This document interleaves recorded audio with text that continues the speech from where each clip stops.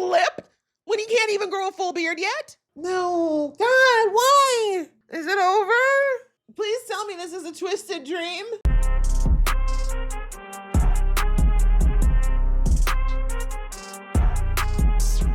Hey guys, it's your girl Aisha, aka Geek XX Chic, and we are here with another reaction to House of the Dragon.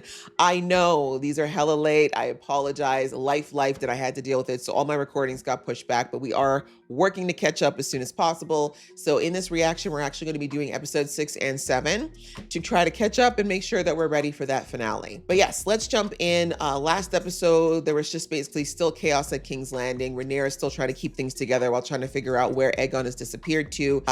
We had a good chunk of the City Watch be taken out by these plants that we now know were put there by the whatchamacallit, by Team Green. And then Rhaenyra was able to find out, thanks to an investigation by Daemon, that her little brother Daeron is being pushed as the new king by his uncle in Tumbledon. And then we see that Alicent and her daughter attempted to escape, but it turned out the way that they were trying to escape from was blocked and they shut the door behind them. So they're kind of stuck in between literally a rock and a hard place right now. So as usual, lots of chaos, ready to see what this episode brings. Let's jump into episode 6 first, which is called The Faceless Man. Just before I do though, a reminder to please hit that subscribe button and that notification bell. There we go. So you can be in the know when I drop episodes, and also you'll be able to catch an uncut version of these reactions on my Patreon if you're interested. All right, that out of the way, let's get into episode 6 right now. We found one of their camps just ahead. The Tullys? But something strange has happened there. Define strange. Catelyn's people. They're weak stock. Weak! They've been dead a minute. They've been dead a minute. Who killed them? That is the question. They did not fall here.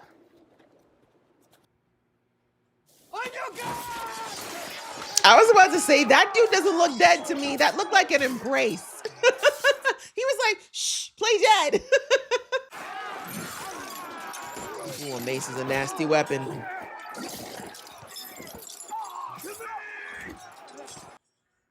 What was it you were saying, Cole, about sneaky tactics? Your dad would be proud, no?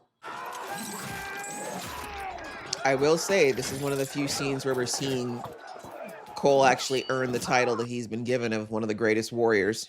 I didn't doubt it. I just don't like his personality at all. Daemon's also a good warrior. I'm not a fan of his personality either.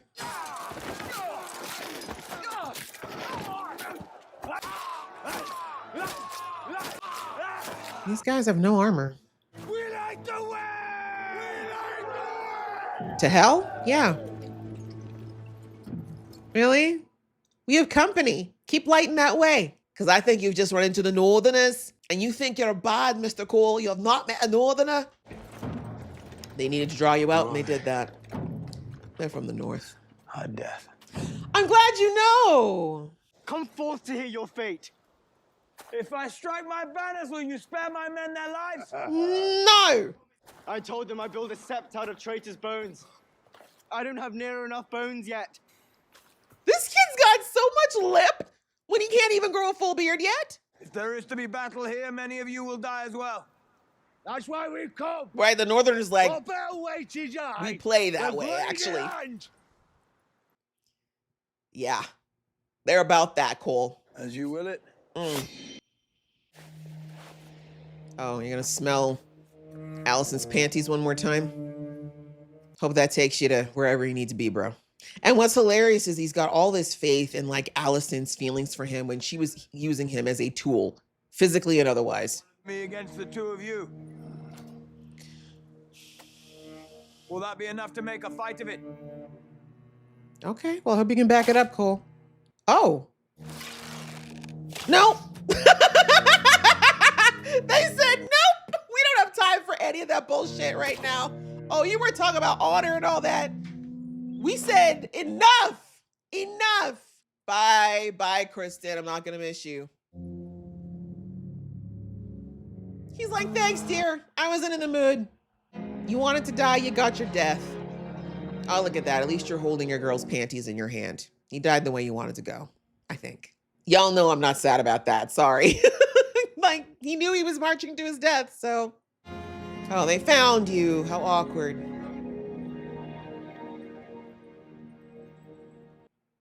Back to the room then.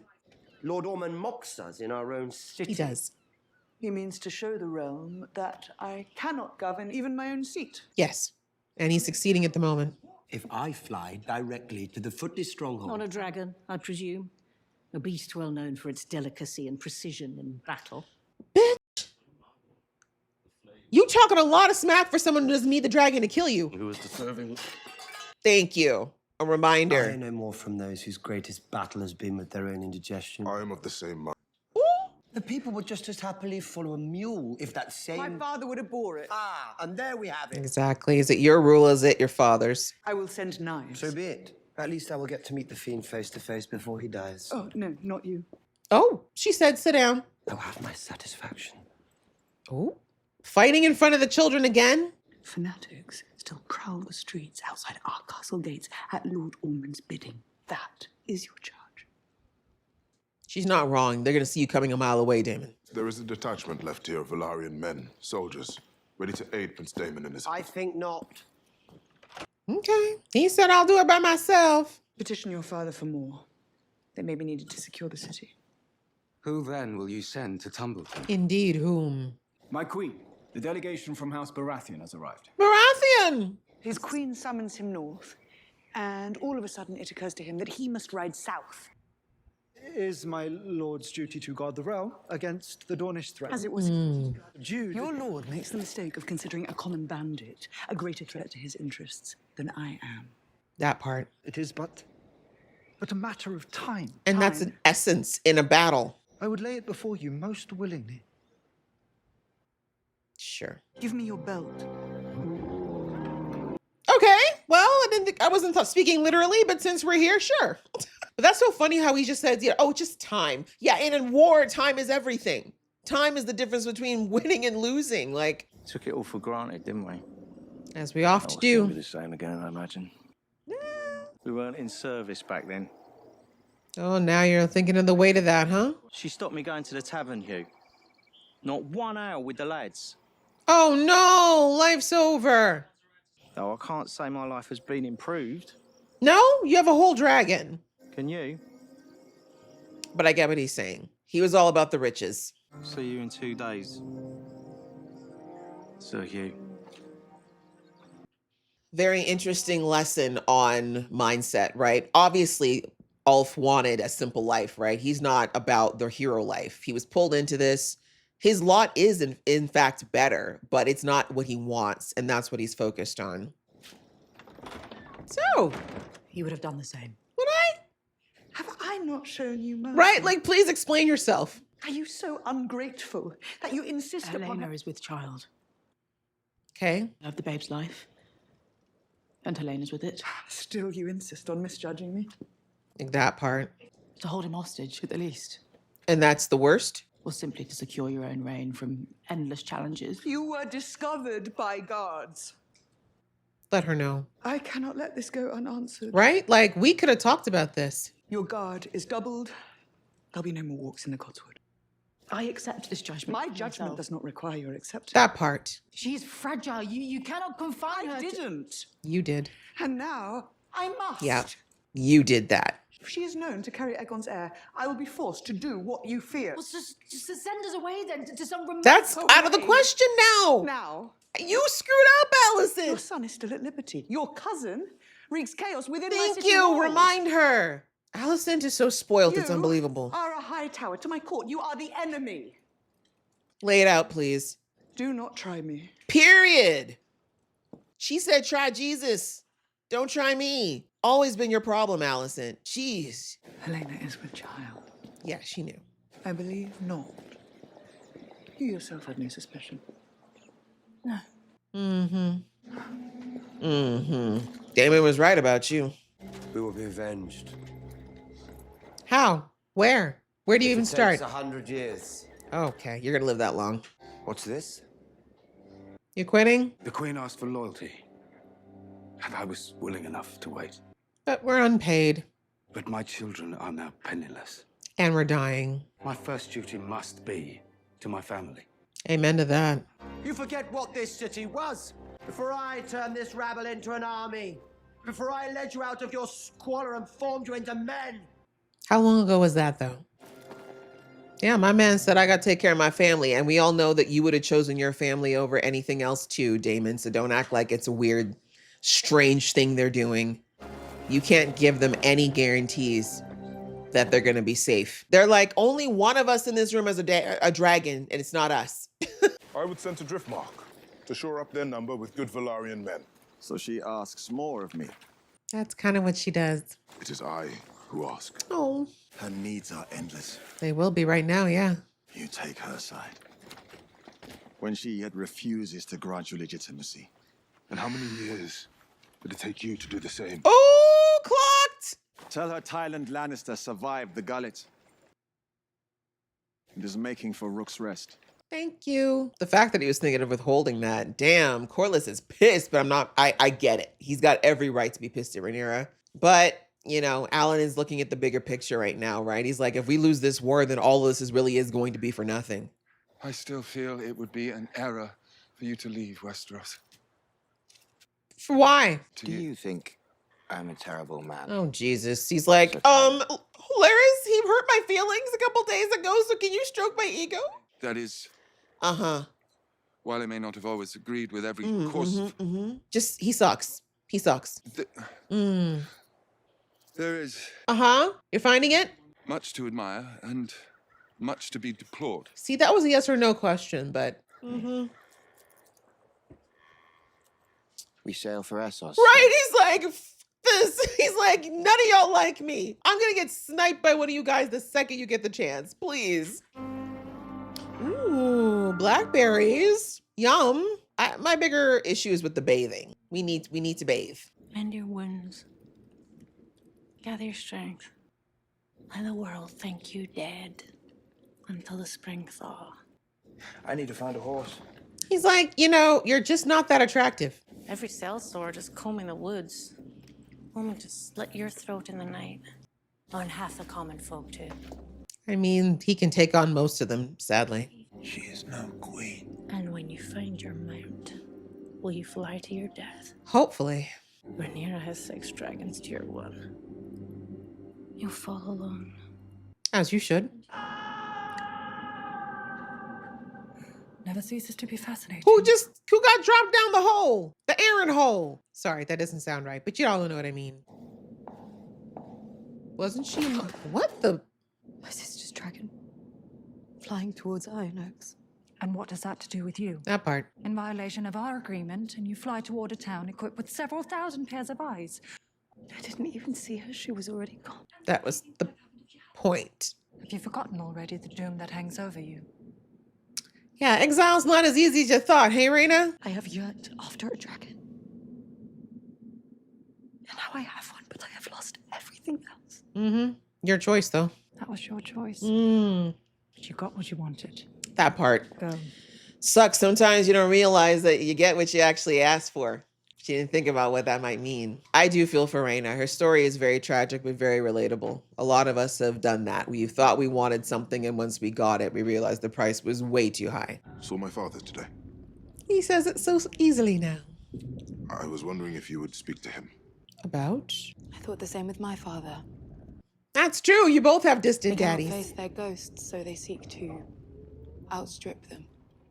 Very similar. Punish, they fight, they do. Anything but deal with their emotions. No, you should go to bed. Yeah, that's your uncle, right? Uncle? Yeah. No, I mean, I know it's their way, but come on. Tending to everyone else all the time. Sure. Please, too much proximity. Let's get a healthy step, please. Don't you ever want to forget at all? Not like this. Drink. Oh, no. Oh, my gosh. You know what? Okay. No, not about it. Okay. And yet, you have returned. Because fighting on his madness. Yeah, I didn't want to die. Do you think me mad, Your Grace? Absolutely. No. And craven and You narcissistic. mean to fight on? With what? You should go then, Ormond. Go. Rhaenyra will not burn her own subjects. Don't push her. She is a woman. Oh, that's the reason why. The River Army draws closer by the day. What possible course is there?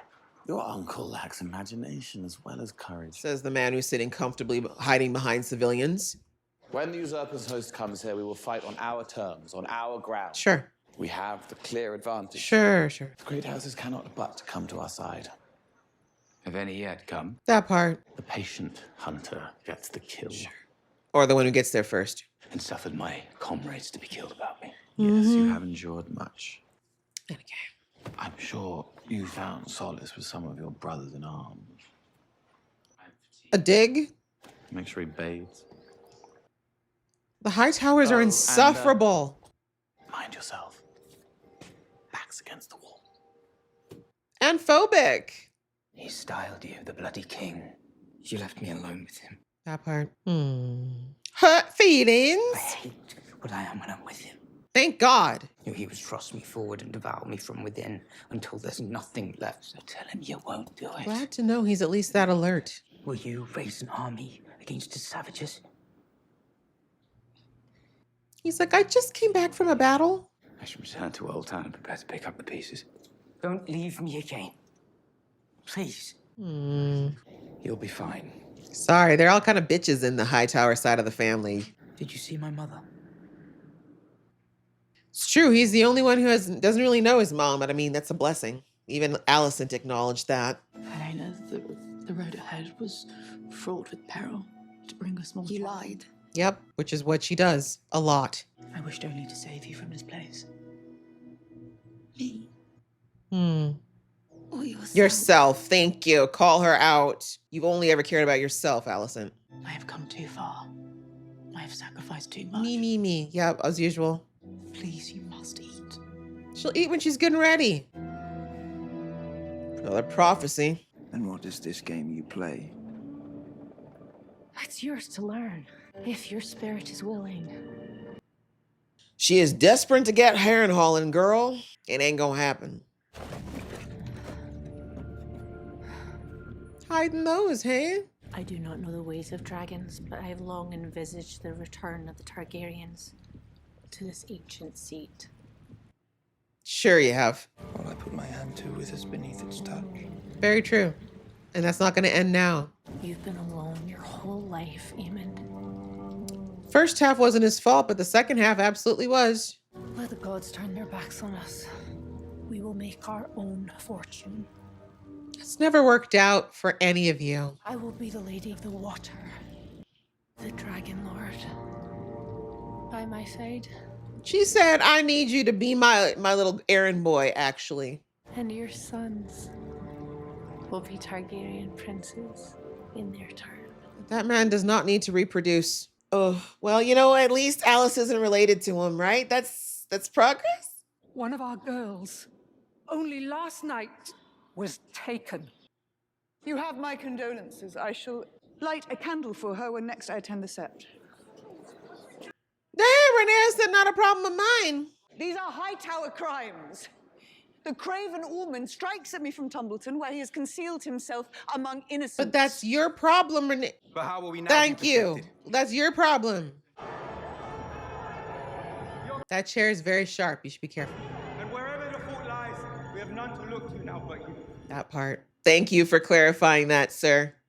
You're telling them all this. You're a ruler. This is your job. That's why they say the expression, heavy is the head. Not a good look, Rhaenyra. Not a good look. Daemon Targaryen. Oh.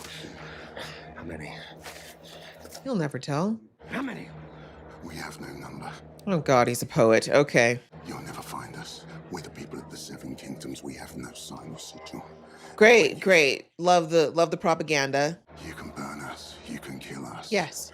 You'll never make us embrace her. Cool. He was the ones initially sending the ravens, but like he said, there was at least 20 people in that room that we saw last episode.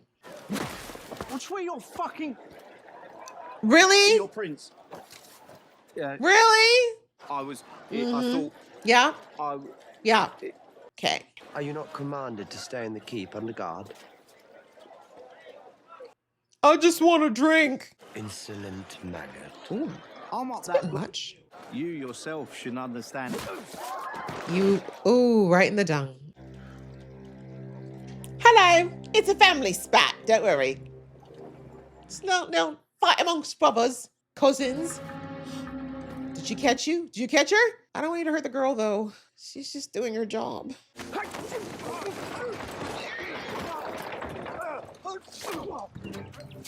Trying to sneak in, huh? I can't blame him. His wife's in there. And it's got to be killing him to just sit on the outside and do nothing. But as usual, people not obeying orders. Rhaenyra made a rare good choice with Corlys Velaryon. There is a soundness to his breeding, not the sordid appetite of the striver. Okay. House Baratheon sends an envoy to treat with the new king. Okay, finally a house, huh? Stand up, both of you.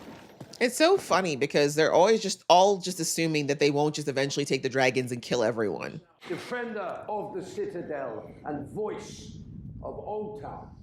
Oh, they're all dirty. He hates this. Oh, I love it. I come as an envoy of Lord Boros Baratheon. Give him a hug. Lord Pull him Paramount in. of the Stormland. He said, give him a kiss. Come on. The road was long and filthy, but I thought it best to speak to you immediately. Look at you running away because it stinks. Your lord has made a wise choice. Really? If we might see the king in person, that we may bend the knee before him. These are assassins. And, Daeron Targaryen. wow, you just fell for that. Hook, line, and first of his sinker, name. huh? Yeah, no, his uncle, his other one, he knows that these guys aren't legit. And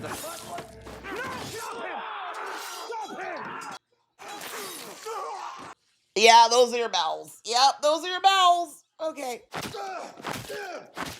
He said, talk smack about me again, Ormond, you little... Velaryon Baratheon has hair of light chestnut.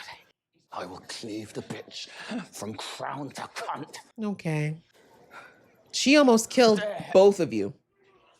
I knew it was coming. Yeah, that's you. And you had the audacity to tell your cousin that he's suffered much, talk down on his plight. You can't even handle a little stink. Act like you don't know him. Act like you don't know him. Careful. Careful. Careful. You're doing too much. Can we take this indoors? I escaped in the chaos. I came here to my brother. And now he's dead. And now he's dead. Can we take this indoors? Vermithor, the Bronze Fury. I've been made a knight. Okay, but... Is that what this is? Yeah, she don't care right now. Dragon. I can take you out of this to safety. Do you not see? She doesn't want to leave her Your family in husband this. is a dragon rider. She don't care about that. Do you know how many days it takes to walk the road here from King's Landing? Let him know. Many things happened while you were on Dragonstone, seeking out your own glory. I did it for you. I didn't want it. She wanted you. I needed you here. It's a rough one. But we saw that last season. She didn't want him to leave. If I'm discovered here, just come with me. She ain't going with you. I won't forsake my Yeah, family. she's not leaving her family, not after what she sees they're going to have to put up with. What are you doing? Who are you? I'm so sorry. You got to go, bro, or you're going to die. I know that sucks, but this is not the way. Done thieving your guts out? Your tummy okay now? You did well. Shut up. I treated you harshly, and for that, I'm You're not sorry. Shut up. You may return to Old Town if you wish. May. You think me so callous? I think you an ass and a waste of You skin. sacrifice lives to feed your own pride. Exactly.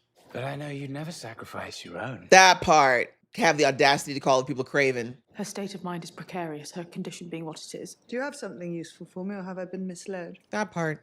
Speak quickly. I would need a guarantee that we could go free. Both of us, as originally agreed. You're in no place to demand guarantees of anything. That part. Especially after lying.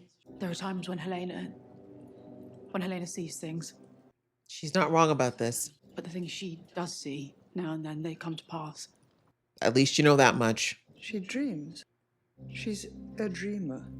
We know, thank God. Like Daenerys, who foresaw the doom. There you go.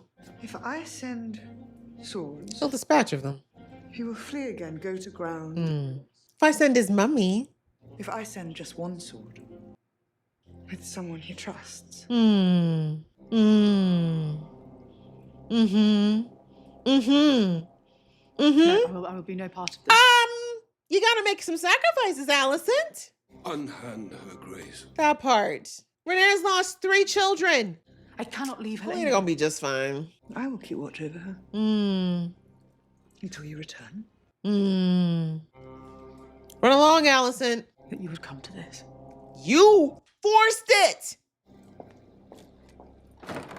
All of this is you, Alicent. You forced all of this, and you have the audacity to be like, oh my God, I put bread in the toaster and toast came out. Oh, how? Was there no other lord that offered for my hand? Ask the deep questions. Was it your own desire to marry me to my brother?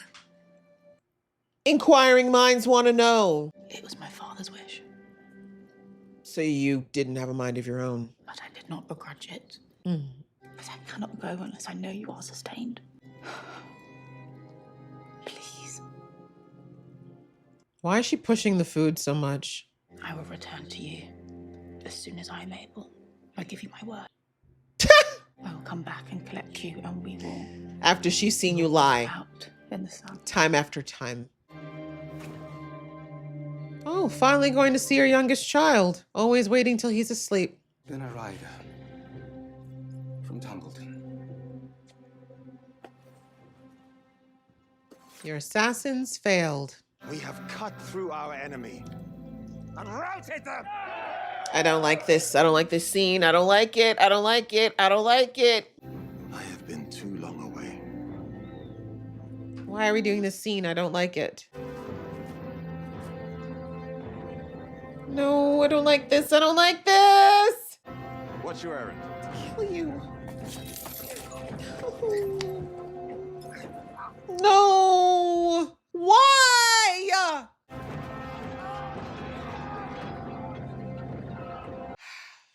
What did the Valerians do? Why does the writers hate the Valerians this much? Oh my God. Okay. I don't remember, because as I said, I only started the books. I did not finish. I don't know. And I'm trying to remember. Valerians were pretty much wiped out by the time Game of Thrones, right? Because I don't remember them being mentioned in the Game of Thrones books when I was reading them. They were obviously not the focal point. But it has not been a good season for the Valerian household, that's for sure. Jeez Louise. Why? No, I love Corlys.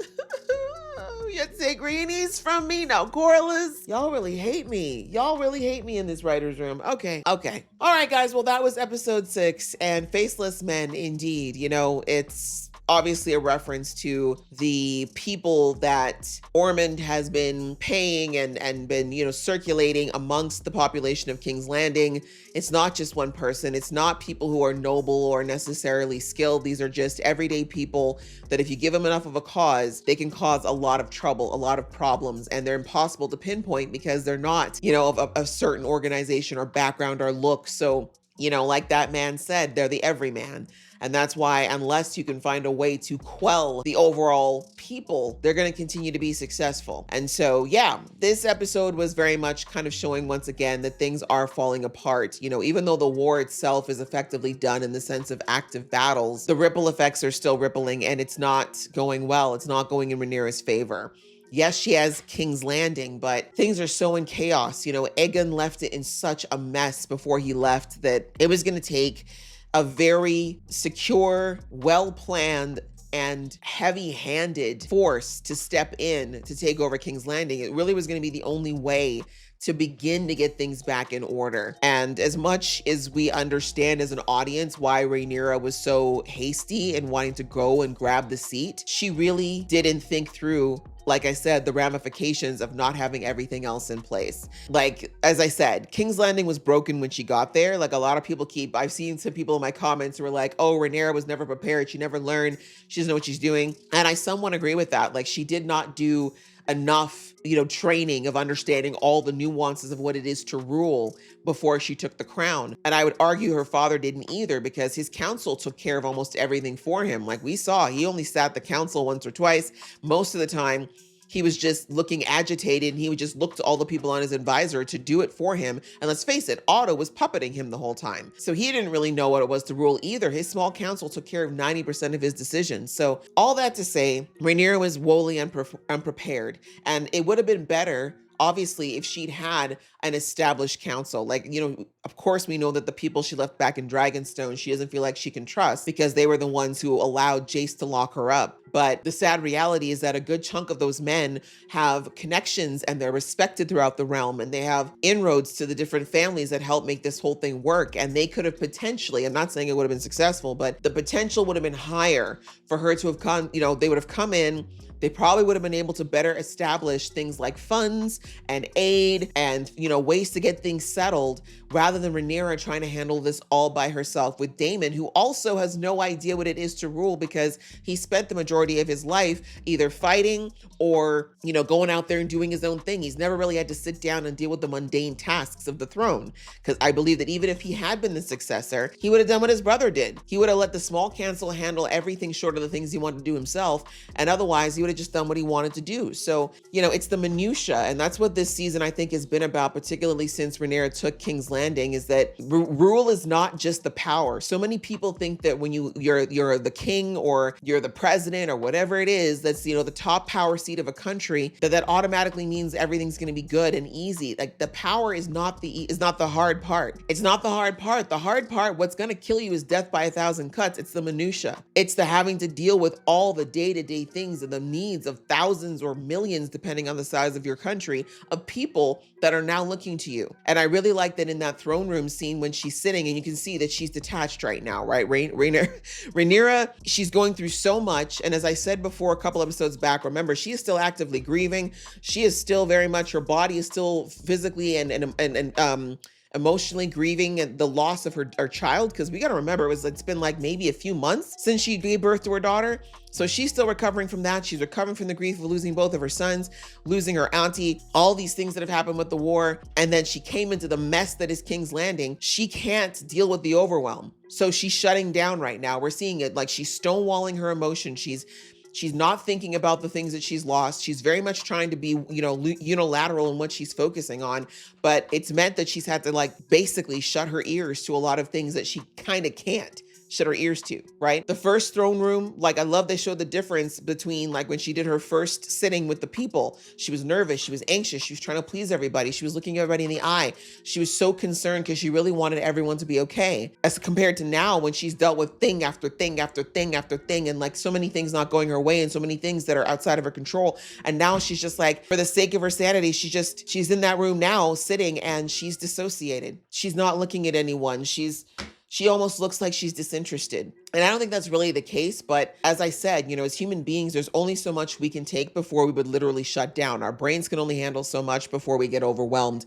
And for a lot of us, you got two options. You either dissociate or you shut down. Rhaenyra does not have the option of the second run, right? She kind of was doing that back in Dragonstone. And then Daemon pulled her out and was like, oh, we got to take King's Landing. Don't do that. Now she's here. The overwhelms even more, but she doesn't have the option to just shut down and lock herself in a room for days at a time. So she's dissociating. That's the way she's handling it. And is it the best way? Absolutely not. But I honestly couldn't even recommend a better way at this moment, because there's so few people she can truly trust. She can't trust Daemon, not because he doesn't love her and doesn't back her, but because he doesn't listen. She tries, like she kept saying to him, even in the last episode, like, in front of my council, I give you an order as your queen, and you willfully say no and walk out and show everybody that I'm not to be respected. Which, again, as my husband and also the person who's supposed to be like leading things, you not listening to me sends a strong message to everybody else who's at that table, and by extension the realm, right? So she can't trust Daemon. Daemon, if he wants to do his own thing, he really don't give a damn about anybody, including Rhaenyra. What's her name? The malaria? Oh, not malaria. That's a disease. But her, you know, the master, what's her name? Her master of mistress, of whispers. Deep down, I think she knows she can't really ever fully trust her. Right now, I think she's putting a lot of trust in her because she was there for her during a really turbulent time. But we already saw her blatantly lie to Rhaenyra's face about knowing about the pregnancy, right? So again, do I think the Mistress of Whispers is ready to jump ship yet? No, but she's absolutely making sure that she's got an exit strategy for if things go south, which after witnessing Rhaenyra's performance in the throne room, I think she's beginning to realize that this is not a ship that's going to continue to sail, at least not to success. So I do think she's starting to slowly but surely figure out how she's going to get out of this and save herself, because that's what she's always done, and I can't blame her for that. So all that to say, those are two people that are very close to Rhaenyra, and she can't even trust them. them. She probably would have trusted, and she did start to rely on Jace a lot. He's gone. Corlys, the other person she relied on heavily and trusted, she messed up with him, and now he doesn't want to go home. And God, I don't want to talk about it now. They're gonna kill him. Okay, sorry, but yeah. So like, she just is very isolated at the moment, and she's trying to handle all this. People are still coming to her with their very valid issues, and she has nothing for them, and that's not okay. As I said, it's not okay, because as a ruler, it's her job. And like, again, in that throne room scene, I love that, you know, when she was when that man was saying, hey, like the city's watch is gone and now crime is rising and we don't have enough things to light our candles or do the things we need to do just to live our day-to-day lives. You know, the lady who's taking care of, I'm assuming what that lady's house is probably a place for girls, whether it's orphans, I don't know what, but she's like, now girls are getting taken. It'll only be a matter of time before the disgusting, debauched men start coming in and hurting us. And we hear Rhaenyra's answer is, oh, well, that's the Hightowers did that. That's their doing. Okay, but what are you going, you know what I'm saying? Like, I love that the guy said, perhaps it isn't your doing. You don't know whose fault it is, but we have no one else to turn to but you. You came in here and promised us that you were for us and that you were going to help us and you were going to make it better than it was before. And right now things are getting steadily worse and we're not seeing any action for you that's long term, right? We did see Rhaenyra tried. She provided some foodstuffs. She got a little bit of money, but these were all stopgap measures. And that's what Daemon told her. I believe the mistress told her that. Another member of her council, they're all like, these are stopgap measures. They're not going to last us more than a few months. And Rhaenyra's like, we'll figure it out later. Like, no, girl, you need to come up with a strategy now. I understand. I agreed with her that she should get some things like food, obviously is an immediate need. So you need to get that sooner than later, but you also should be formulating what you're going to do for the long term. And she's not doing that. It's like, she's just got all these little fires everywhere and she's trying to put them all out. And in the meantime, the whole thing is going up. You know what I'm saying? So it really is a lot. And I feel for her in one extent, in the sense of, like I said, it's not like King's Landing was already a smooth running machine when she showed up. Aegon had run it into the ground because of this war and because of his own inability to rule. But still, she was very ill prepared and she really was not, you know, ready to handle all of these things. And now it's piling up and she's trying to ignore it. And it's like, girl, you're focusing on the wrong things. You're focusing on trying to get to these people who are still trying to come for the throne. Meanwhile, your people are rotting. And that's what Aegon was doing when he was still on the throne as well. He was so concerned with the war that King's Landing and the people around were starving and suffering for it. So it's a lot. And as I said, I'm not saying I know all the answers. I would never want to be in that position. I would never take that position, but that's what Rhaenyra fought for. That is the weight of the crown if you want to be a good ruler, and it's not easy to do. And that's why there's so few rulers in history that have been celebrated as good ones, because it's not an easy thing to do. And a lot of times I think a lot of rulers go in with good intentions, but you can see, I think the show's doing a great job of illustrating how quickly these things can spiral heavily out of control, and that it's all on you and it's all your fault, even if your heart is in the right place. So anyway, that's kind of, you know, King's Landing in a nutshell. We see that she sent off the assassins to try to get in there, posing as the Baratheon. Again, I love that she, you know, it was a smart idea. I'm not going to say her idea was a bad one with dressing up the Baratheon host with sellswords. I just feel like sellswords were probably not the best people to send. She probably should have sent someone who was a much better fighter, but she could not have anticipated that Gawain was going to be there, right? If Gawain hadn't been there, her mission would have succeeded, which is crazy. But she couldn't have foresaw that Gawain, who's got a keener eye than most, would have been there and recognized that that was the wrong thing. But digressing, she sent that off to try to deal with the whole Darren situation. And then we see that she wanted she wanted Daemon to deal with the whole figuring out who's killing the Night's Watch. Because of course, Daemon wants revenge. But, you know, as we saw with the Faceless Man and that whole interaction, like, this is not just a one person or a group of people problem. And this is something that Daemon's not used to, because when it was in his heyday of the City Watch, he did have order, right? The city in general was in much better standing. They weren't in an active war. He had military and people upon people to back him up. He could have had all of King's Landing on lockdown in a matter of hours in his heyday. And these men would have had no room to breathe, let alone commit crimes. But they don't have that. They don't have the manpower, the army. I mean, the army did have a success, which we'll get to that in a minute, but they're still days away. And even then, when they show up, they're going to be hungry and tired and without money or wages or any promises of fulfillment of anything that Rhaenyra promised at this point. She can't even get King's Landing lock down, let alone be able to deliver on what she's promised these armies, right? So that's a whole other issue. But we see there that, you know, Daemon now understands that the problem is far more insidious than he thought. And as much as he, in his arrogance, thought it would be a quick fix, it's not going to be, especially since a good chunk of the Gold Cloaks resigned, and I can't be mad at them for that. I said that during the episode. Daemon acting as though it's strange or cowardly that these men are choosing to protect their families over a city that is going crazy with no backup. Like, Daemon has shown over and over again he will always protect his family above all. So him acting like his Gold Cloaks would be any different was nuts. But yeah, now there really is no protection in King's Landing, and obviously Ormond's people are going to continue to wreak havoc until it comes to a head. So I don't know what Daemon's going to do with that or what his next steps are going to be, but I think he now understands that this is a much bigger problem than he would have earlier anticipated. And like, we already know that his answer is burn everything, but then what do you do? Who do you rule when everyone's dead? But yeah, so that was pretty much King's Landing. Tumbledon, not too much there outside of the fact that we see Gawain reach there. Ormond's still a pretentious prat. He thinks he's so good, but, you know, as a typical rich boy who who gets fancy armor and thinks that makes him a soldier, he's just coming and crapping on Gawain. You know, he's being rude, condescending, homophobic, like just terrible to him in every possible way.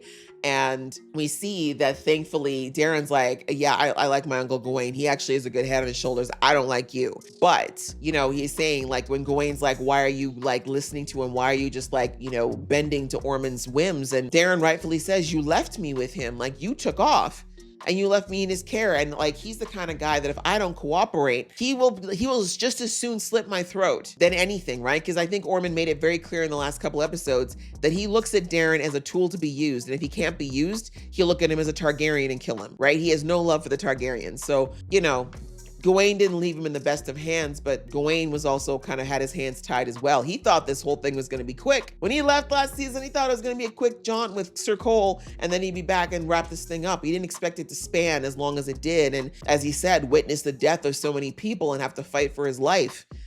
And as he told Ormond, I wasn't about to walk to my death because it's not worth it. I mean, I got life back in Hightower. I didn't even want to be out here in the first place. So why am I going to go and die for what, right? So anyways, we see that Darren was like, I don't want to be king. I know that Ormond is using me. I know that I'm not going to get to be my own king. He wants me to be there as a puppet while he's the one who actually pulls the strings. He basically wants to pull an Otto with him, right? That Otto did what Otto tried to do with Egon. And he's like, I'm not down for that because I don't like my uncle and I don't like who I am when I'm with him. And I love that he said that because a couple episodes ago when he killed what's-her-name's brother there, the Dragon Rider's wife's brother, I was like, is this who we are, Darren? Is that the kind of person you are? But I like that he is, I mean, it was very obvious in that episode he didn't like it, but I'm glad it's staying with him and that he's not letting himself become desensitized. But the issue still remains of how much is he going to just sit back and let his uncle do anything to him? And that's why I kept saying, like, you know, you have a dragon, right, Darren? You know, you could get your dragon and just cook this man, right? But anyways, I understand why he can't do it. I get it. But speaking of that, actually kind of circling back to why Gawain is there in the keep. And again, thank goodness he was there because otherwise Darren and I should say thank goodness. I'm kind of sad that Ormond didn't die, but good thing he was there. Now, the reason why he was there is because he left and Cole and his men, they were continuing, like they already knew they were marching towards their final battle. And we see that they come across the trap that was laid by the Rivermen, right? They try to make it look like they'd already been attacked, but you know, Cole asked the right questions. He was like, this isn't making sense. You know, you saw the fires were long out and he's like, who would have slain them? Like if it wasn't us, who's going against the Rivermen? That doesn't make any sense. And then of course, by the time he started to figure it out, we see that it was a fake out. You know, the men were just laying in wait and it was a trap, very much like what Cole was saying, right? Cole was saying, let's fight dirty. That's what the Rivermen did. For the most part, you know, they weren't that successful. They did take out a good chunk of them, but as we saw, and I mentioned in the episode, I think this is the first episode we actually got to see Cole demonstrate that he's a good soldier. Like, I'm not saying that he was ever lying about that, but we didn't really get a lot of that in the show before this, but I will give the props to the actor. He got to have his little moment there, his swan song moment where he really did show off that, yeah, Cole was actually formidable on the the battlefield, and that was great. And then we see that was just an appetizer. That was just an appetizer and distraction to basically pull all of Cole's men out into the open. And then we see that the real people who set the trap were there. We had our young Tully and our man from the north, a Stark, I believe, from the north. So, you know, I love it. Like I said, that young Tully guy, like, it's like, bro, you haven't even fully finished puberty and you talking a lot of mad shit. But you know what? I respect the hubris to a degree. I hope he can back it up, though.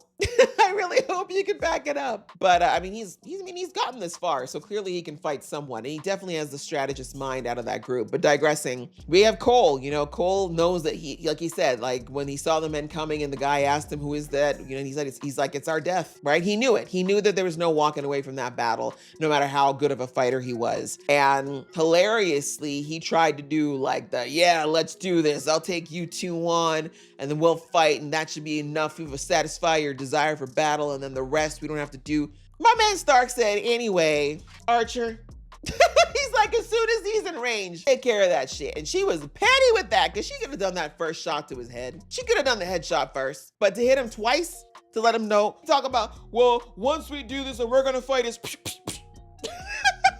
sniped 3 times. They said, yeah, nah, we're not doing that. We're not doing any of that. Cole, we had a special message for you. We had a little something extra for you. We ain't dealing with your ass. We saw you do your little dance there on the field. None of us want to play with that. We're going to do what smart people do. Take out the strong person immediately. Screw honor. Forget that honor nonsense. You kill quickly. See, Ned could have learned a lot from this Stark. Whoever this Stark is, who he should have learned from. But yeah, Cole is no more. And again, a lot of you who've been watching me for a while know that I've never been a fan of Cole. So, you know, I'm not going to lie and say that I'm sad to see him go. I feel like his arc was long over personally. And again, as a character, it's not like he was the worst. I just feel like he was not written with enough layers and depth to give voice to why he had this seemingly nonsensical vitriol towards Rhaenyra specifically for so long. I'm not saying he wasn't justified in his negative feelings towards her. I never said he should ever like her or forgive her, but it was more his weird fixation on seeing her suffer and then by extension her children that just never resonated with me. It didn't make sense. And again, maybe if they gave us more insight into, you know, where he was getting all of this from, it would have made more sense. But it just came across as him being an ego-driven maniac who is still mad at this girl, and she was in fact a girl at the time when all of this happened, hurt his feelings and bruised his ego and his pride, and then he was holding on to this grudge for over like 20 years. Like, bro, I'm sorry, I can't respect that. But I know a lot of people were in my comments giving, you know, their perspective on Cole, and I do respect that. I do love that you guys, a lot of you came respectfully. Thank you for being respectful with your perspective on why you felt for Cole, or maybe you liked Cole, and I do respect that. And again, it's not that I was like, the actor and all that stuff was terrible. Like, it was never that deep for me. It was just more of like, you're not giving me enough personally for me to feel like I'm on this journey with Cole. He just came across as a very petty loser, honestly, like a sore loser to me on screen. And that's why I couldn't resonate with him. But, you know, I'm not going to say it was all bad all the time. And I absolutely do agree with, and I was in the comments, you know, letting you know that I do agree with a lot of you and your spin and your perspective on it. And you definitely opened me up to, you know, more perspectives as to why he was the way he was. But I still maintain that in the show, they didn't do the best job of iterating that and showing that. So it just kind of made him come across a lot more shallow and petty to me. So anyways, all that to say, the bigger issue, I should say, the overall crux of it though, is that I do think his storyline was done. I think we really could have ended it last season. He no longer really has a purpose. You know, it just was kind of dragging out, especially when it was very clear that neither Alicent or anyone in that green side really valued him. Like, he was a tool and nothing more. So I was like, what is your point now, sir? Like, you're never going to get the revenge you want on Rhaenyra. She's already effectively apologized to you, and that wasn't enough. So I'm like, what is your purpose if you have nothing else beyond that? And that's why his speech didn't resonate with me in the other episode where he was like, I'm gonna die free and blah, blah, blah. It's like, bro, you choose to be a tool though. You actually chose to be a tool. So, and you never gave us any indication that you had ambitions outside of that. The one time you ever expressed other ambitions was when you were on that boat with Rhaenyra and you said, let's go run away and grow persimmons. Other than that, I'm like, did you have any other ambitions? Because you still could have done something. You could have done anything else with your life. You chose to continue being a tool for the rich. So like, I can't feel bad for you now that you're sick of it and you're not finding fulfillment in it. That sucks, but you had choices. So anyway, goodbye, Mr. Cole. I am not going to be sad to see you go, only in that, like I said, I was tired of the same rhetoric from him. Honestly, it was either witching about Rhaenyra or witching about the war. That's all this guy ever talked about. So at this point, I don't need it. So to the actor, love you. Hope to see you in other things. But yeah, I'm not sad to see Mr. Cole go. So sorry. Bye-bye. Enough of that. So that was that. Very brief on that. And then we had a little bit of Egan, but I don't think it was really worth talking about. Like, it's just that he's still planning on going to Essos for now. Great. The piece of information about the fact that the Lannister guy did survive. That's something that if it gets back to Rhaenyra, I'm not sure what they're going to do with that, but I don't think that was a throwaway scene. And then finally, we saw a little bit of Aemond. Alice is still very much trying to weave her web on him, right? She tried to do it with Daemon. It didn't work. She's trying to do it now with Egan. She exposed that she's got five dragon eggs in her possession. I think they need to be around a dragon to hatch. So she basically said, hey, stay here with me, be with me, help me get Harrenhal back. And in exchange, in like 20 years, you'll have five full-grown dragons potentially for your kids that you'll have with me, obviously. So let's do that. So we saw that he was very much trying to maintain like a boundary between her and him, but the dragon eggs and the ego stroke definitely seemed to be lowering his defenses. And I do believe in the books that he and Alice did have like a little thing for a while. But yeah, we also know how this whole thing ends. And it's interesting that he kept saying that, Alicent kept saying, you think you're going to go off and die by yourself. If you leave, you're going to go off and die alone. But if you stay with me, you'll have a family. But I'm like, we know how he dies though. He won't be alone. But yeah, very interesting that she's kind of trying to trade prophecy for prophecy. But as we already know, his sister already told him his death. He already knows how he's going to die, even though he's pretending he doesn't. So that was pretty much that. We had a little bit of Helena and Alicent. Not much to talk about there. Same old, same old. Helena's clocking more and more of Alicent's selfishness. The fact that everything she does is for her own benefit. And she says it's in the name of her children, but it never really was. I've talked about this at length last season about how Alicent is with her children. It's not that she doesn't care for them, but she's never really loved them. Like, it's never been a priority for her. And there's reasons for that. I don't blame her entirely, because I know that she came by her kids very differently than Rhaenyra did, but there's always been a stark contrast between the two of them and how they view their children. And in the end, Alicent has always been self-serving. That's just the reality of it. She cares about Alicent first, and then her kids, if they're a means to an end for her, that's when she will do something to help them. So I'm just glad that Helena clocked her on that. And like I said, Alicent pushing for her to eat seemed a bit weird. I mean, I guess that she could actually just care, but it's weird since we know she was trying to get her to abort. So we'll see. But yeah, that was the episode, guys. I rambled a bit, but I feel like it's important to talk about this minutia and like what's going on in King's Landing, because obviously it's going to be very instrumental, I think, to how we're going to round out the season. But again, an interesting episode, and I did enjoy watching it. So I hope you guys enjoyed watching that too. Next, we're going to be going on to episode 7, which is called The Dragon in the Winter. So let's get into that right now. Selena dreaming. Our father felt the same way. He renounced the strength of dragons and embraced a quieter life. He did not wish to be changed. You believe the dragons alter us in some way? That makes sense. Are you yourself not altered? Clocked? I wished only to put an end to our contest and restore us to our proper order. She's like, I've heard this story before. I see flashes, sometimes. Some clearer than others. I'm glad that Rhaenyra accepted that easily.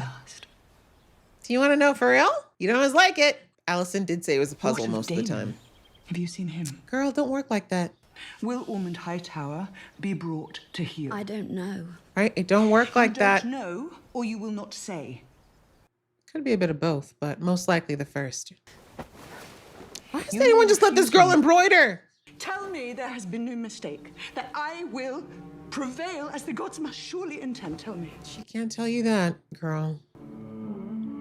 You're gripping a pregnant woman. Release. There you go. Mind you, you could look at the tapestry. It's probably going to tell you something. Oh, Rhaenyra. It's slipping through your fingers, girl. But you never really had it to begin with. That's what you deserve.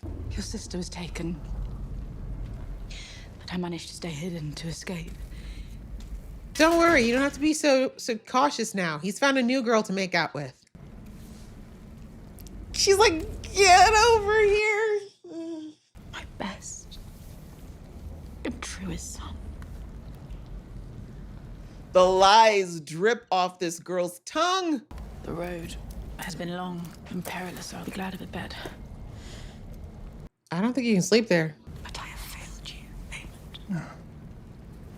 She's failed every single one of her children, yes. I was just a child. Oh, look, it's always victimhood, too. It was just, oh, I was too young. I'm not saying it wasn't a factor, but own it. No, God, why? Is it over? No. Please tell me this is a twisted dream. I will give you a son. Oh, it's Alice. It's Alice. Oh, thank God. I can't believe I had to say thank God to that. You know, the sooner all this family, Valerians and Targaryens, can die, the best, I think. She really is there, though. He's like, he's like, I don't know what's real. I see a fish. Oh, there we are. Oh, Cole. Oh, Cole. Did you vision it ending like this? So your dim but ambitious Dornish friend died in the mud for nothing. That's what he planned. I have a piece on the board now that will bring the bitch to her knees. I'm so sick of high towers. Like, I can't even put in words. The only person I like right now, honestly, is Corlys, and he's dead. Okay, good morning. She exposes me too. She besieged me with tears in her eyes, swore that she would remain here in hiding. Well, she lied to both of y'all. It is in my best interest now to alert the Queen to her flight. No. You may blunt Rhaenyra's wrath, but you will not evade it. Give me a day.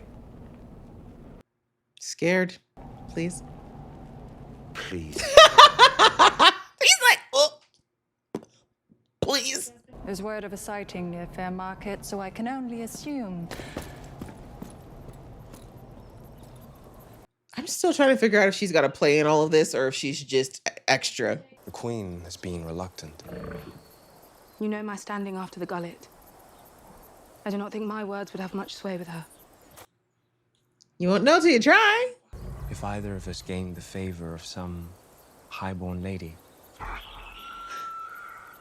He has spoken to you then? Your brother? You just gave yourself up. Yeah. You just gave yourself up. No. That's the dragon that killed my man, she said.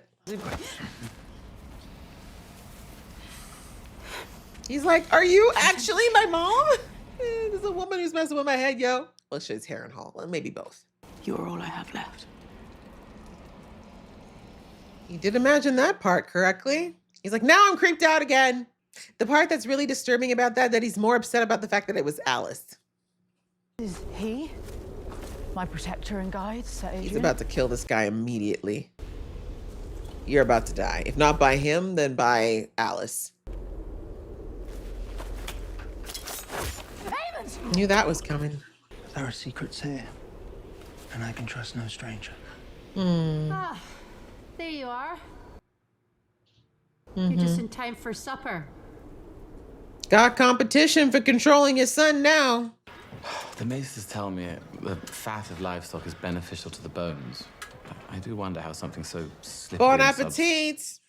Ugh. Even when I still ate meat, the fat was the part I never enjoyed. So he kidnapped Corlys. What are you about, Hightower? Corlys is gonna die regardless because final Corlys, repast? I don't see him defecting. With their lord as forfeit, men of Driftmark will think better of entering King's Landing. And without them, the city will again eat of its own disorder. How will that help when the Winter Wolves are clawing at our gates? Valid question. Answer it, dummy. What do you see in them anyway? The Targaryen element. He's part Targaryen. Why limit yourself in tedious alliance to the brutish and the incurious? I don't know. Why do you live in your little rich corner of the world? Your wife, of course, was of their blood. But that ended all too predictably. Okay. I would like to return to my cell. Right? No one wants to hear your pontificating nonsense. Jerk yourself off in front of someone who actually wants to see it. Thanks. He seems to believe that with Lord Corlys as... Is this his piece on the board? It's more than that. I will give him that. What sort of ruler am I? Am I to sit by, impotent, while a madman offers us up for the slaughter? That's a great question, Darren. I'm sorry. But your friend. It was his time. He gave himself to the dust. That part. I could order the army to surrender. Will they listen? Then what? With Ormond alive? Where would I go? That part. Who would receive a king who left his own men to their ruin? You really believe in this king stuff, huh? My own daughter found the doorstep of my city dwelling smeared with some sort of foul matter. I don't know what you want me to do about it. My queen. She don't want to do nothing. Hardly Well, believe what it have you is- done to alleviate them?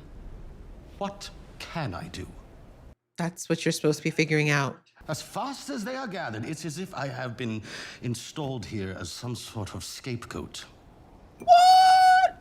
I know exactly. Next topic. And Damon? You know who your own man is? The prince is on some errand of his own. Personal errand. Return to the twins and lead the men you have left there to Harrenhal. This I will do gladly. Good luck with that. We've seen something strange. Vega. No. No. That is unexpected. He's not known. Your Grace, he has a rider, Welp. but lost him in the hills. Welp. Raina, you girl. He has chafed since you arrived here over your restraint in wielding power. He is impetuous and impatient. Who can say what's allowed? Ma'am, you're lying to her too, so. But is there anything Damon could do that you would truly not believe? No, but she doesn't care. Next question. And honestly, girl, it's not like you are really looking out for Rhaenyra either, because you be keeping your own stuff. Perhaps even at home from home. Something is going down. You guys not realizing people are running away on foot? The road is lost to us. We must go back to Roots-Rest. Exactly what you wanted. There is an army coming for us, and we have no place to shelter. The bushes are right there. It shall be refuge for his grace, till Newton's host has passed. Why does Egan look like he wants to do something stupid? If half the tales I've heard about the King's Road are true.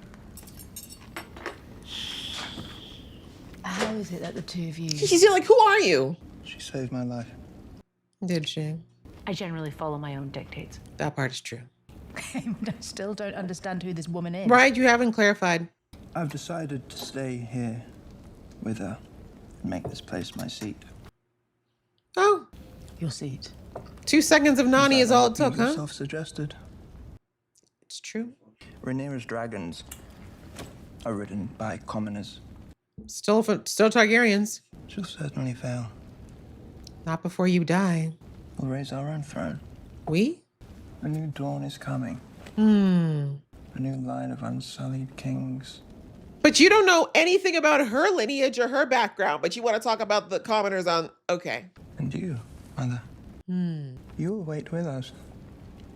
Guess you're not going anywhere. Our climate doesn't seem to suit her. There's nothing for her there. I'm all she has left. Oh. And that's without blemish. She's always had her secrets, most of them poorly kept. My designs for our future did not include your mother. Oh. You want me for yourself? Ah, some of his brain works. There's a fog that surrounds her. Like there isn't one that surrounds you? You Targaryen boys all want the same thing, don't you? Yeah, you picked the inbreeder. What did you expect? Yeah, your plans never go according to plan, do they, girl? It's because you're selfish. Something about the Queen's gold. They'll be here before we know it. You'd best be on the move. Looks like we can't keep traveling with you, golden hair. You can agree to tell him that he should give himself up. You're a She will problem flay now. me alive. Oh, no.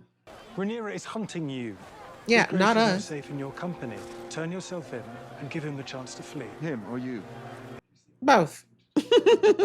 But I shall run no more. If you do not run, Your Grace, you will die. Then I'll die. That wouldn't be a bad thing. This is absurd. Sir Tyler, I entreat you to reason with His Grace. I'll make my stand here. He'll make his stand there. I will not have the histories say that I was slain in ignominy by my own brother. That's a big word. He went to school. I shall remain with him. I cannot leave him to face an army meant for me. Look at you. They're like, we're out. Have fun with that. We didn't sign up for any of that. May the Seven be ever at your side. You would abandon your master? Yes. Humble enough to admit that my presence in a fight would make no earthly difference. He's like, I'm a cockroach. That's how I've survived. It would be my duty to see that King Aegon is remembered. Sure. His heroic last hours immortalized through story and song. Why are you still here? I'll give you this. Again, this might be the only thing you've ever done that's been somewhat adult. Still trash, but I'll give you your -5s for that one. No, like she got to make up her mind, Rhaenyra. Either you're gonna be in exile or you're not. You can't be in exile but still hunting out, trying to find your sister to hang out. That's what you're unleashing on the world, though, Rhaena. Come on, girl. I cannot live the way I have, cut off from all who loved me. Well, you had an option. Going after Vhagar, you will. What? Exactly. You can't fight. I will have paid some of my debt to Rhaenyra. I would at least have grounds to sue for her mercy. You will more likely die. Yeah. Let me help you then. You cannot battle Vhagar alone. Right? Like... I had no dragon either when I was young. Did you know that? Yeah, like you're out here just freaking out. My mother died in childbed when I was 3 years of age. My brother sank into sadness. I was alone, just as you've been. This would have been helpful if you told her this before. Just saying. I should have done better, Rhaena. Thank you. That's what we should have started with. More people are joining the party! Now all the dragons are mad because y'all can't get your ish together. Oh, you're that bad of a runner? It wasn't you. It was. It was. Do you get it now? You were Sheepstealer's rider. Yes. All this time, you knew. Yes. You know why he did it. You know why he did it, Rhaenyra. Y'all got the dragons all heated. That's enough. Everybody take a time out. Isn't that Rhaenyra's dragon? Like, the dragons shouldn't be fighting. We're all sisters. Come on. Fighting. Sorry, Sheepstealer, but not really, though. It's your fault. I'm kidding. Listen, Rhaena, girl, your luck is just not there. Caraxes is that bitch. Don't mess with her. Sheepstealer might make it. Caraxes is like, that's all right. Let her go. It ain't that deep. Let's go home. I think Sheepstealer knows not to mess with us again. Caraxes like, these youngins, these wildlings. Do you know what it brings to my mind? 100 sharp little cocks all vying for attention. That's a visual? You make yourself her proxy. Somebody's got to do something. Do you not agree? Yeah, I hate to say it. Reluctant? Someone's got to do it. You are changed. Well, she's in high society now. This has changed you. It's a different game. You thrill now to a tune you once abhorred. Does it not occur to you that from this position I may help those who have no That is the belief system, but is it actually the truth? How common I must seem to you. That will be all. I don't think that was the case, but... Some advice, my lady. Please, give me something useful other than your judgment. Within the walls of the Highborn, a whore will always and ever remain a whore. Okay. That's how she sees you. She ain't wrong, though. Daemon will never respect her. But Rhaenyra does. Like, Rhaenyra really don't care about her background like that. But we've also seen that Rhaenyra will switch on a dime if she's having a bad day, so. Is she planning on killing him herself or trying to? Your friend, Alice. That would be a mistake. I should perhaps not have come. I will take my leave, if that would behoove you. Play that guilt. Spiced wine. Remember a time when you would not fall asleep without it? You've been giving this kid alcohol since he was a baby? Explain so much. Alice doesn't trust you. And she shouldn't. Who do you trust? That's what it comes down to. He doesn't trust either you hoes, but you know. Foolish boy.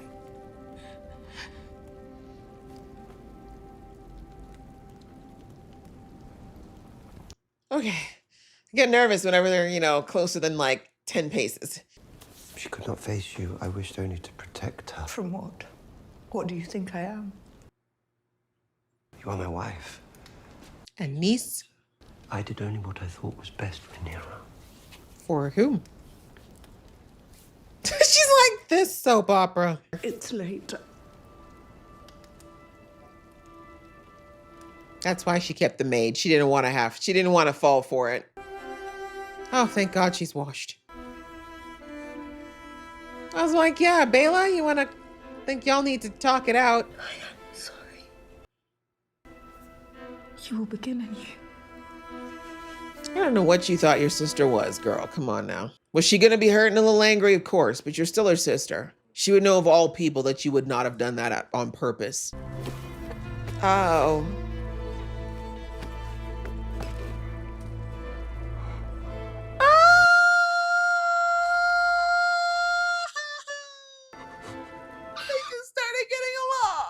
I don't think he's dead yet, though, but... Oh, that wine was spiked. How far do you think you're gonna get? In Harrenhal of all places. Allison's brain just doesn't work, yo. Who's this? Okay, she's envisioning. Okay, she's envisioning her baby being taken. Got it. She's gonna ride? Elena, go ride! Ooh, Dreamfire, you looking sexy, girl. Oh, that's what's gonna happen. Okay. 2 babies. Okay, she got her babies back. Uh-oh, an eclipse. I see the eclipse in the background. Oh, I thought it was snow, but it's ash. Or no, maybe it is snow. I'm seeing steam now. Okay, well, we got 3 prophecies. He lied. He did not lead you astray. And yet you cannot say he betrayed me. So much as he would not betray his daughter. Which is fair. But does it not prove he is willing to deceive you if he judges it necessary? Which you are! And you've never done the same. Thank you! Encouraging, seeking to make me in your image. In my image, your grace, have... Even Aemond is all but vanquished. You will be queen for many years after this. Speaking of coddling. Do you think I'm worthy? That's a question you need to be asking yourself. Well, Daemon, you lost this round. She wouldn't let you hit, but she let her, so point her, 0 you. What was that your friend was saying about the way you're always going to be seen? A final stand then, Sir Tylan. Sure. Your Grace. It would be greatly hilarious if they just walk right past them. This is your line. No. Your Grace? Yeah, this is your line. We shall not surrender to the false queen. Tell us where the gold is, and you will die with your ears still attached. That's a way out. You could lie and say you know where it is. Viserys' true heir! The 6th king of the Andals and the Rhoynar! It's my work. I mean, she did say he was dead, and he's not. Strike me down! And the stranger will take retribution. Damn, y'all weak sauce. Yes, cowards. You might well retreat. For now you It's see. not about you. Is that his dragon?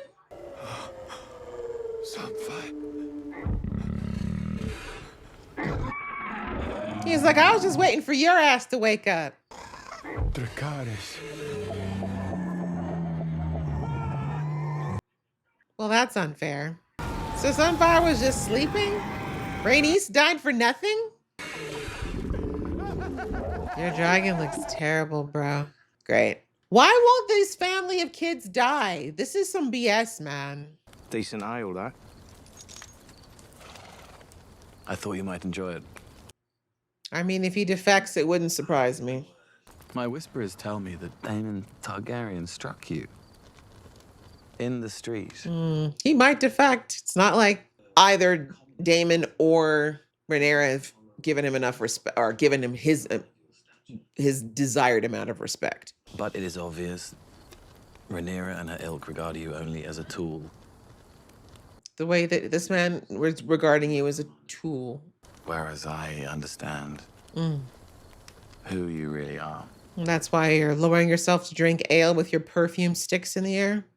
That you could give me a lordship and a castle. Mm. It seems that Driftmark itself may soon be without a master. Lord of the Tides. There is no more Driftmark. They will laugh at you no more when they see you as you are. Mm. They will burn. That Targaryen madness had to be inherited by at least one of them. All right. Well, I wish I could say that that's a surprise, but it's not. They definitely kept showing us him getting, Ulf getting insulted over and over again, being, clearly feeling like he's not being treated right for a reason.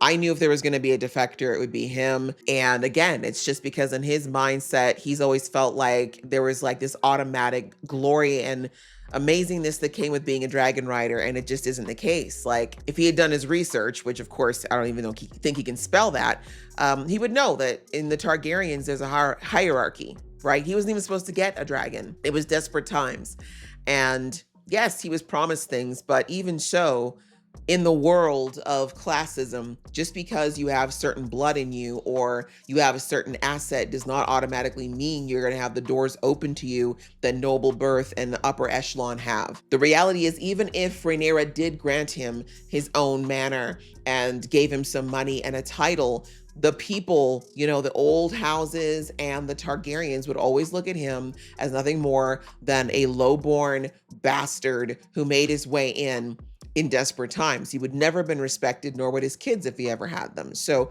it was a lose-lose in that regard if that was what was important to him, which it was. Like, Ulf clearly wants to be somebody. He wants everyone to look at him in a certain way, but he doesn't carry himself in a way to be respected, if that makes sense. I mean, don't get me wrong. What I just said matters, right? Like, if you are viewed as low class in a classist society, there's very little you can do about that. But it's been shown and proven that if you carry yourself with a certain air and a certain level of dignity, people will respect you and respond to that, even if you have birth that's questionable. A great example would be Alan, right? We heard Corlys say that, while I can't give you a formalized title, the way you carry yourself, the way that your aura you have about you, the way that you handle things, people notice it. They respect you. Your men respect you, even though they knew you weren't of noble birth, even before they found out that I was your father. If you learn more, if you go and you work in the service of Rhaenyra and build up your resume, even the nobles will have respect for you. Now, does that mean that they're going to consider you at the same level as them? No.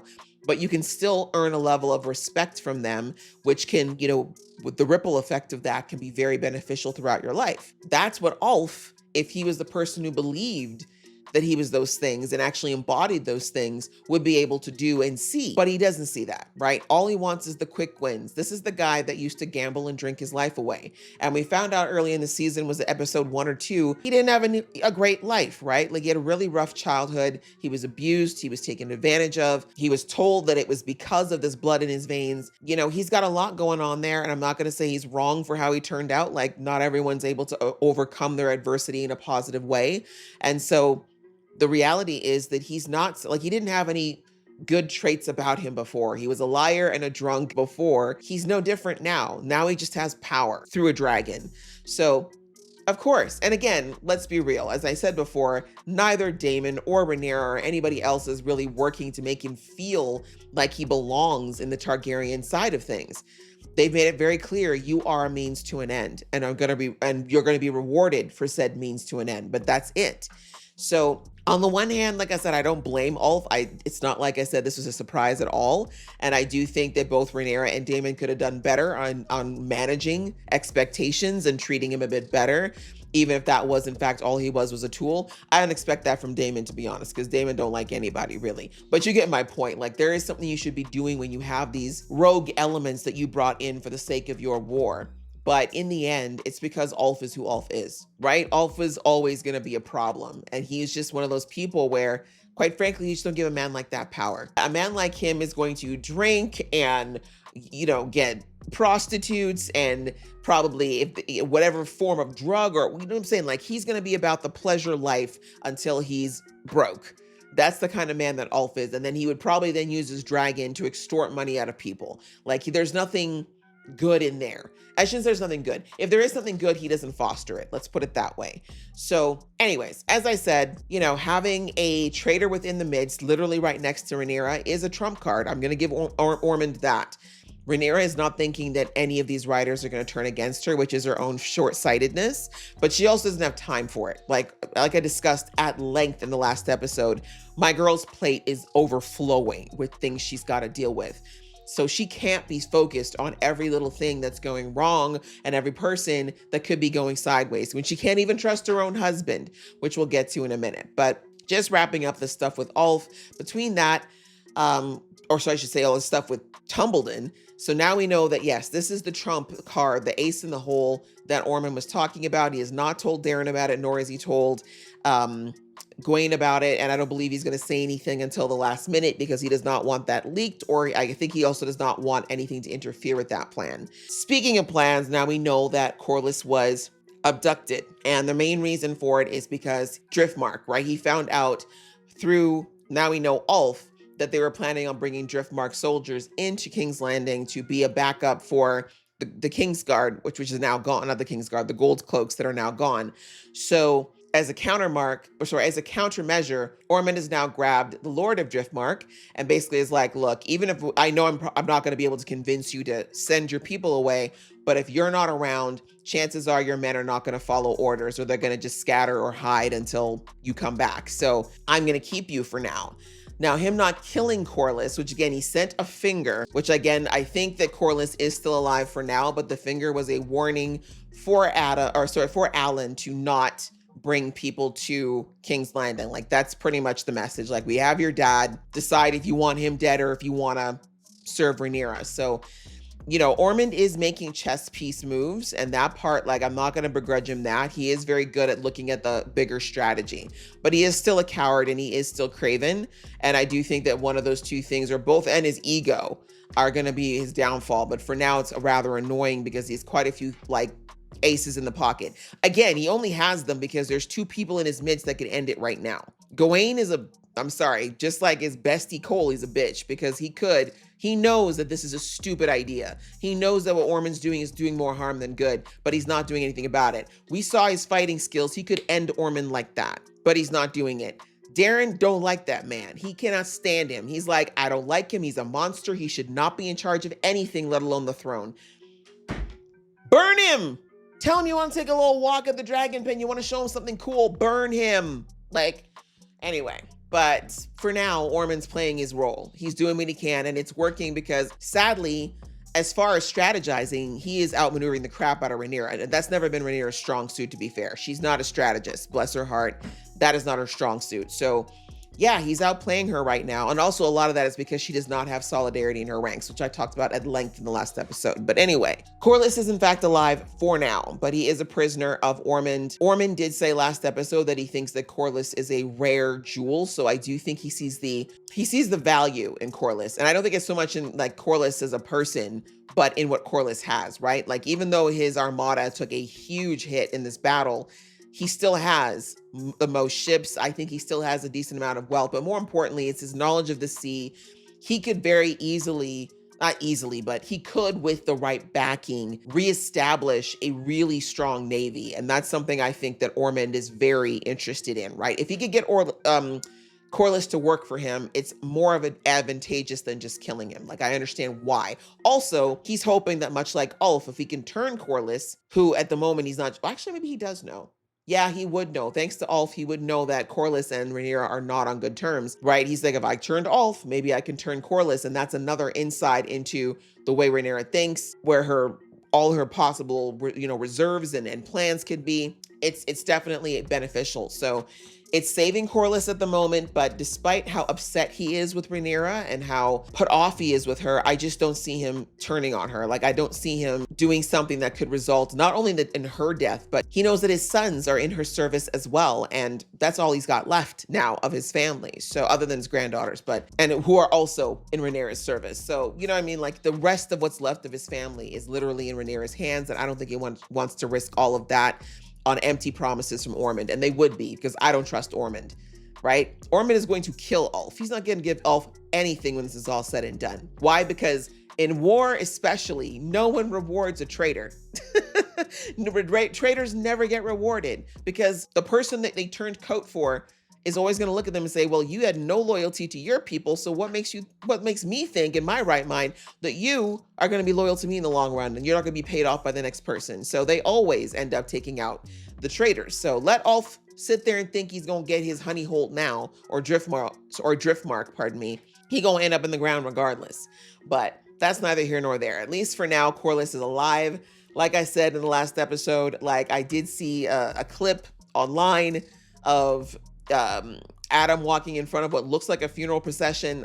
If it's Corlys, I'm going to be livid. Let's just put it that way. But, the way things have been going for the Velaryon family, I would say it's probably very possible. But yes, that's what's basically going on with the Tumbledon situation, the Ulf situation. It is what it is. Like I said, no surprises there. We'll see how it's all taken care of. Coming back to King's Landing. Yeah, we see that Rhaenyra is now aware of the lie that Daemon told, because Rhaena does not know what the hell she wants. Which, again, I'm not going to get too much on her. I got to remember, she's a kid. When it's all said and done, she is still a teenager. And I talked at length back at the episode in episode 1 about, the fact that I understand that Rhaena's got a lot going on, and her actions, while foolish and rash, are understandable when you think of all the things that she's gone through and where her mind is. And she just made a lot of very poor decisions that have had horrible ramifications. And she thought she could live in exile, but I'm like, girl, you are a pampered princess. You've never had hardship a day in your life before now. And now thinking that you got to spend the rest of your life when you're only 16, 17 years old, you got to spend the rest of your days never talking to another living soul but your dragon? I think she figured out the hard way that Sheepsteel are not a big conversationalist. Not much to say, not much to do. She can't bathe. She living off of berries. She was like, yeah, this ain't gonna work. She's like, I am too bougie for all that. So as soon as she thought she saw her sister, she just instinct took over. She wanted to be with somebody that was family, right? Because out of her family, she was closest to her sister, right? Her and Baela, especially after their mother died, they got very, very close. So it makes sense that as soon as she saw her, her instinct was to go to her, go for some comfort, go for some healing after everything she's gone through. So unfortunately, that tipped off the lie, and the ripple effect of that came to fruition. We saw that ended up, oh my gosh, that whole showdown with all the dragons. I'm like, can y'all get your ish together? The dragons are fighting. The girls are fighting now because you guys can't get it together. But, I always forget her name. I always forget the name of Rhaenyra's advisor, but with her whispering in Rhaenyra's ear, remember, she's always trying to put a wedge between Rhaenyra and Daemon because she wants to be Rhaenyra's number one for her own self-preservation reasons. But yeah, Rhaenyra she knew, right? The reason why those whisperings were working is because Rhaenyra always knows that there's a part of Daemon that will always be wild, in the sense of no matter how much he loves her, no matter how much he swears to her, in the end, Daemon will do what Daemon wants to do. She'll never fully get Daemon to submit, despite the fact that he claims he's doing that. So that bothers Rhaenyra only because she's got a fear that Daemon will just up and leave her, which I don't think he would ever do. But that's a fear of hers, right? Rhaenyra was kind of left to her own devices at a young age. So I get where she feels like she's got to try to control Daemon to some extent to keep him around. But, as the expression goes, the harder you try to hold on to something, the more it slips away. So anyway, that whole thing came to a head. Now she knows the truth. And I'm glad it kind of came out because, again, Rhaenyra was never going to kill Baela. Right? Like, that was Baela in her own guilt, she just didn't want to face the consequences. In the end, She did a really dumb thing that just turned out to have, like I said, a really horrible ripple effect, even though her heart was in the right place. And she didn't want to face the consequences. She didn't want to look at her sister. She didn't want to look at Rhaenyra. That's really what it came down to. I think she knew in her heart of hearts Rhaenyra would never kill her, but she didn't want to have to look at her either. She didn't want to have to face the consequences, but that's part of being an adult. That's part of showing your remorse as well, is owning up to the fact that you hurt someone, even if it wasn't intentional, and facing the consequences, whether that be them yelling at you, screaming at you, saying hurtful things, or maybe even never forgiving you. But that's just, again, that's what being accountable really means. And so, you know, Daemon allowing her to escape that, I understand why. I mean, he didn't really have a choice. I mean, Sheepstealer was getting mighty agitated, but I'm glad it's all out in the forefront now because, first of all, for Rhaenyra, as much as it's upsetting to her right now, I think she feels better in knowing that, even though obviously she would have preferred for Jason not to get hurt, to know that it wasn't some hidden enemy she didn't foresee coming that swooped in and did this malicious thing. I think it gives her a little bit of, like, awkwardly enough, I think it gives her peace knowing that this was unfortunately just a very bad accident. Because I think the other thing that she probably wasn't reconciling, that someone put in my comments weeks ago, is that Jace is a very good dragon rider. Like, him and Baela were two of the best. So she probably just didn't understand how Jace got outmaneuvered by a new dragon rider, right? And now we know that it's not because he got outmaneuvered, it's because, as we knew as an audience, he was trying not to hurt Baela. He could have ended it. He could have unseated Baela and Sheepstealer would have probably left, but we know why he didn't do that. So it all, I think, is going to reconcile for Rhaenyra in a way that makes her feel a little bit better about the fact that Jace died, you know, in that way, that it wasn't completely, you know, like I said, out of some malicious negligence, but still, it hurts.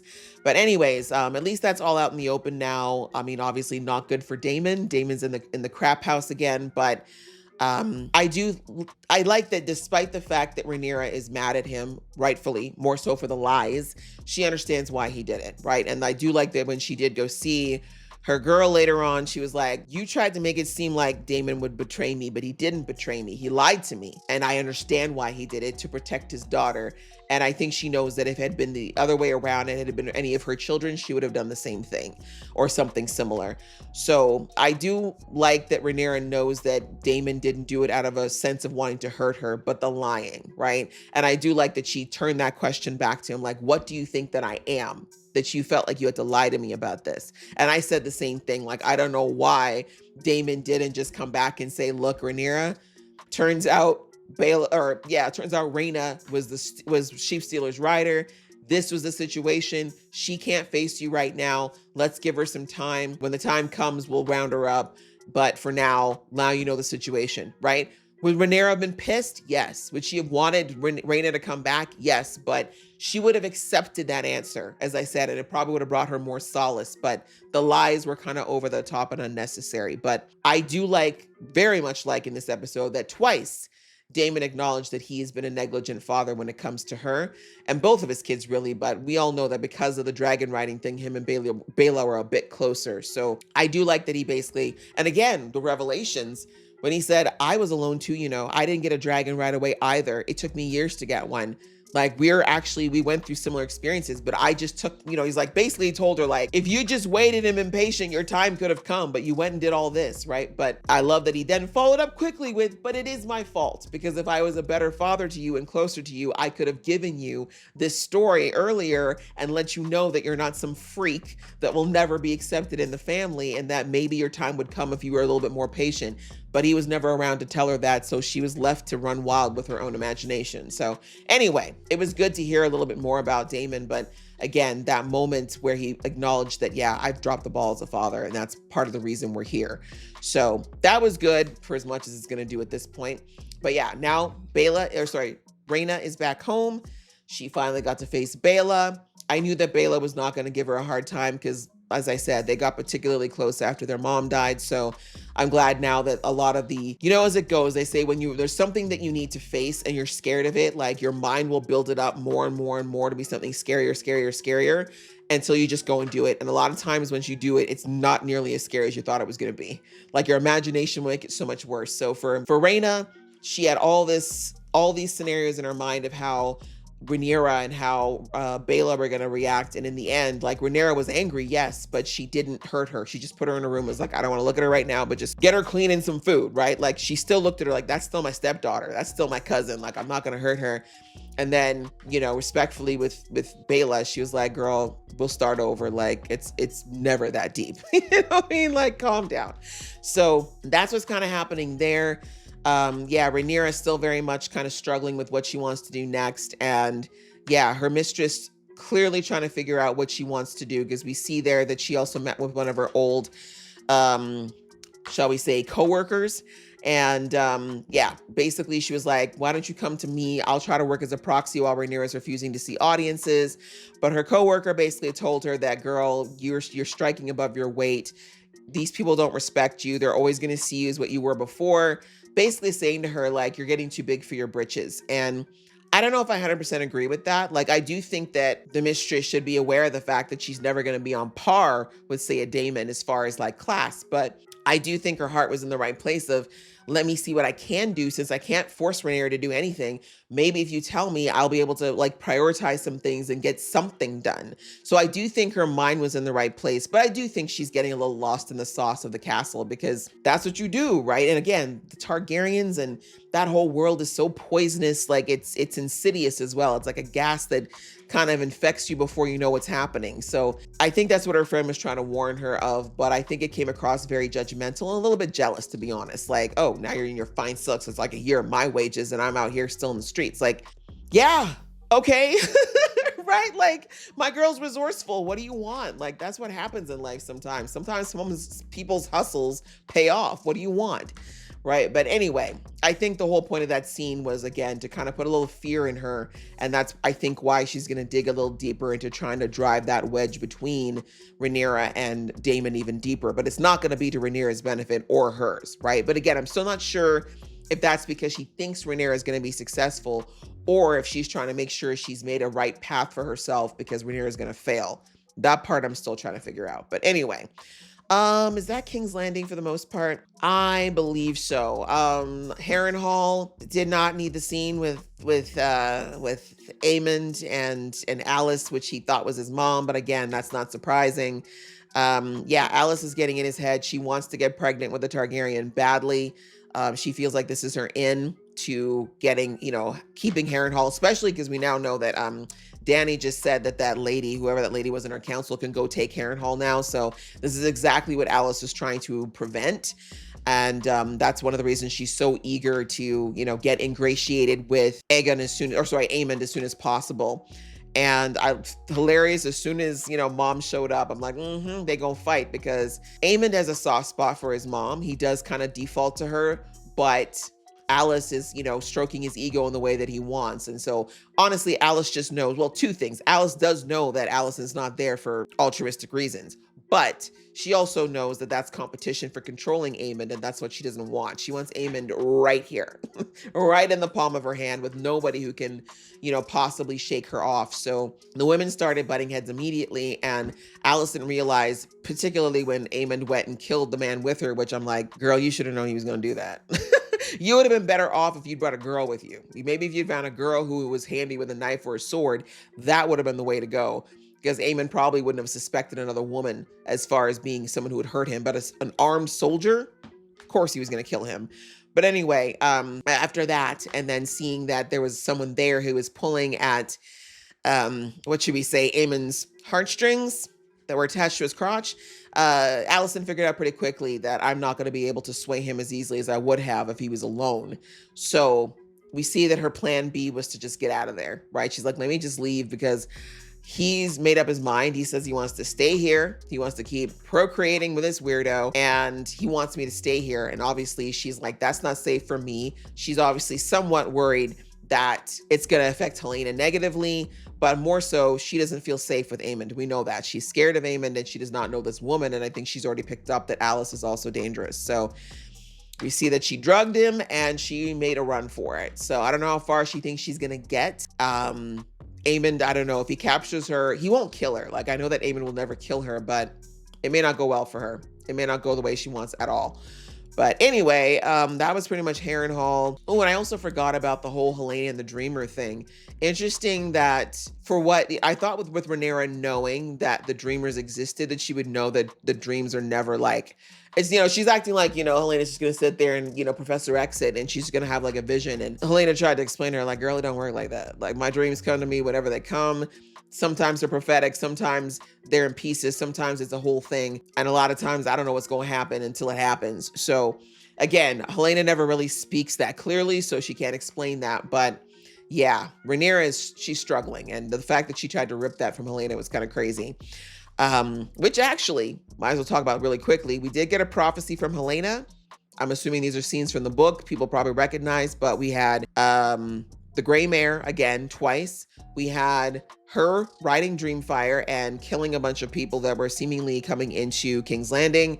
And we also saw her with her 2 kids. So she had a son. We see that again in the book, I know that she had a boy already. They kind of changed the timeline on that, but her son lives, as does her daughter. But then something is burning. It seems like there's falling ash, or it's snow, possibly, but I don't think so. I think it's ash. So, and there's an eclipse. So all those things I'm sure are going to probably make more sense in the next season, but that's what we've got from her so far. And I don't think they showed us that, plus her embroidery work, for no reason. There was 2 very clear shots of Helena's powers this season, so I'm sure they're giving us some foreshadowing. Is that everything that happened? I feel like those were all the main things that happened in this episode, but yeah, like things, the fact that we're at the season finale next week, I am curious as to where we're going to end things, because we've got oh yeah, of course, we can't forget the end of the episode. Aegon decided to try to do a last stance, and it turns out his dragon is not dead. He did say that though, and I don't think that, I knew that it wasn't a throwaway scene, but a few episodes back, he was like, I don't think Sunfire's dead. I can feel it. He's not dead. Sunfire was hurt. He's still hurt. He still doesn't look good, but I guess now that Aegon is back and, you know, more stronger than he was, because remember I said that, like, that's one thing I've noted that the show made sure to show us, is that from episode 1, when Aegon was heavily on drugs and barely able to stand for 2 minutes without whining, he now is moving and he's clear-headed. And again, he's not as agile as he was, and he never will be again, but he's more clear-headed than he's been for like a year now. So yeah, I think that now that Dreamfire can actually connect with him properly, that woke him out of whatever deep slumber he was in. And I don't know if he can still fly and all that, but he can still Dracarys, as we saw. So yet another problem that Daenerys thought was done with, that's not. And so what that's going to do and how far he's going to get with that will be interesting. But yeah, that's another piece on the board that Daenerys was not counting on. She really did think at the very least that Sunfire was out for the count. So the fact that he's not might be a problem. But now we know from this episode, them dragons can squabble. So I don't know how much longer he'll be a piece on the board, but I'm kind of sick of this. Like I said, I'm so sick of Alicent's kids not just dying already. Again, I don't want that for Helena. Helena's the only kid I don't mind, but can one of these little, anyway, I already know the fate.